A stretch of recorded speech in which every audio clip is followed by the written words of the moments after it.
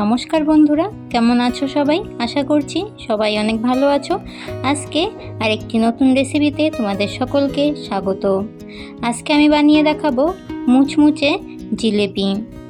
জিলেপি রেসিপিটি বানানোর জন্য সবার প্রথমেই আমাদের লাগবে ময়দা। আমি এখানে 2 বাটি মতো ময়দা ছাঁকনির সাহায্যে চেলে নিচ্ছি। ময়দাটা চেলে নিয়ে ময়দার ব্যাটারটি তৈরি করলে ময়দার ব্যাটারটি অনেক ভালো আসে। ময়দাটা খুব সুন্দরভাবে চেলে নিয়েছি। এবারে দিয়ে দিচ্ছি সামান্য লবণ, দিয়ে দিচ্ছি ঘি। এইখানে আমি একটা ইনো নিয়েছি। ইনোটা আমার পুরোটা লাগবে না, সামান্য ইনো দেব। ইনোটা ব্যবহার করার ফলে জিলেপিগুলো অনেক খাস্তা হবে। এবারে সব উপকরণগুলোর সাথে ময়দাটাকে ভালো করে মিশিয়ে নিচ্ছি। ময়দাটা ভালো করে মিশিয়ে নিয়ে তারপরে জল দিয়ে জিলেপির জন্য ব্যাটারটি তৈরি করে নেব। প্রথমেই তোমরা বেশি করে জল দিয়ে ব্যাটারটিকে তৈরি করবে। অল্প অল্প জল দিয়ে ব্যাটারটিকে তৈরি করতে গেলে ময়দাগুলো দলা পাকিয়ে যাওয়ার সম্ভাবনা থাকে। এবারে প্রথমে আমি একটুখানি জল দিয়েছিলাম, আরও কিছুটা জল দিয়ে ময়দার ব্যাটারটি তৈরি করে নেব। তোমরা যারা নতুন বন্ধুরা প্রথমবার আমার চ্যানেলে আমার ভিডিওটি দেখছো, আমার চ্যানেলটিকে সাবস্ক্রাইব করে দিয়ে পাশে থাকা বেল আইকনটি অল করে রাখার অনুরোধ রইল, যাতে আমার নিত্য নতুন রেসিপিগুলো তোমরাই প্রথমে দেখতে পাও। দেখো, ময়দার ব্যাটারটি আমার তৈরি করে নেওয়া হয়ে গেছে। জিলেপিগুলো বানানোর জন্য ময়দার ব্যাটারটি ঠিক এই রকমভাবে তৈরি করে নিতে হবে। এইবার ব্যাটারটিকে একটু সাইড করে রেখে দেব। এইদিকে জিলেপিগুলোর জন্য চিনির শিরাটা বানিয়ে নেব। আমি এইখানে 1 বাটি মতো চিনি দিয়ে দিলাম, আর 1 বাটি চিনির সাথে 1 বাটি মতোই জল দিয়ে দিয়েছি। এবারে একটা চিনির শিরা তৈরি করব। শিরাটাকে বেশি পাতলা রাখবো না, একটু আঠালোর মধ্যেই চিনির শিরাটাকে রাখতে হবে। এই সময় আমি দিয়ে দিচ্ছি 2টো এলাচ আর 1 চিলটে মতো লেবু। এবার আমি এইখানে কালারের জন্য একটুখানি ফুড কালার ব্যবহার করলাম। আমি এইখানে হালকা ইয়েলো কালারটা ব্যবহার করেছি।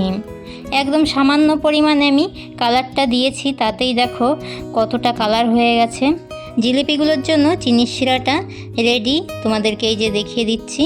শিরাটা ঠিক এই রকম যখন হয়ে আসবে সুতোর মতো, তখন নামিয়ে সাইড করে রেখে দেব।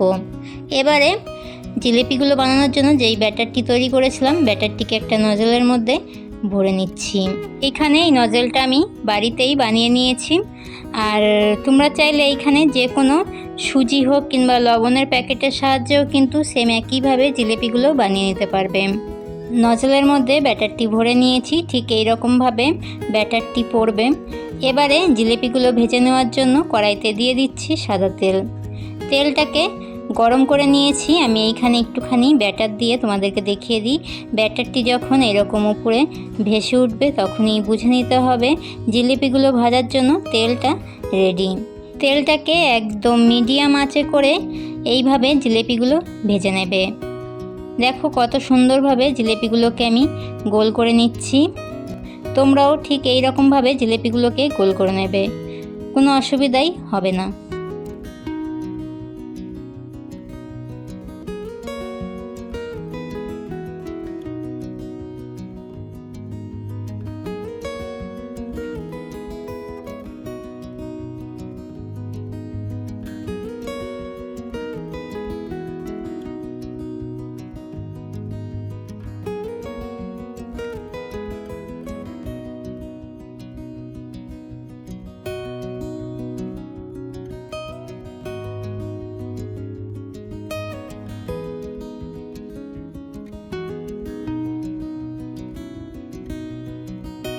জিলিপিগুলো আর বেশি ভেজে নেব না। ঠিক এই রকম জিলিপিগুলো যখন কালার চলে আসবে তখন সাথে সাথেই চিনির শিরাটাই ভিজিয়ে দেব।